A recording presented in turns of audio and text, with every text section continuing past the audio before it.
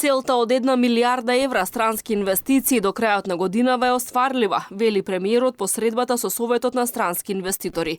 Тој очекува Македонија да биде меѓу најдобрите во регионот и Европа.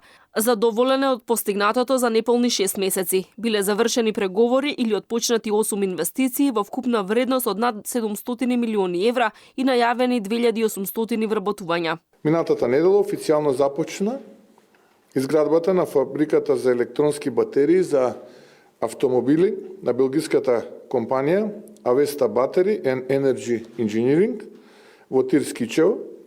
Во изминатите 6 месеци се реализира и други нови странски инвестиции, како таа која што ја отпочнавме на почетокот на нашиот мандат на Алказар Energy за изградба на ветерници во општините Радович, Штипи, Карбинци. Кризата во автомобилската индустрија во Германија неминовно ќе ги погоди и странските инвеститори кои се занимаваат со производство на автомобилски делови во земјава.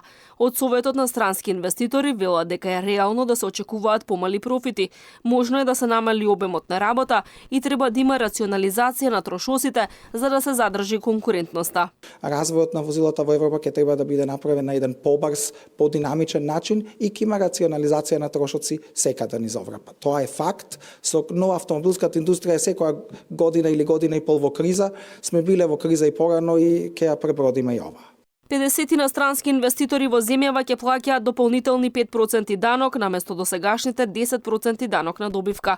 Обврската за усогласување со плаќање на глобалниот корпоративен данок ја имаат компаниите со глобален обрт од 750 милиони евра, обрт во земјава од 10 милиони евра и профит во земјава од милион евра.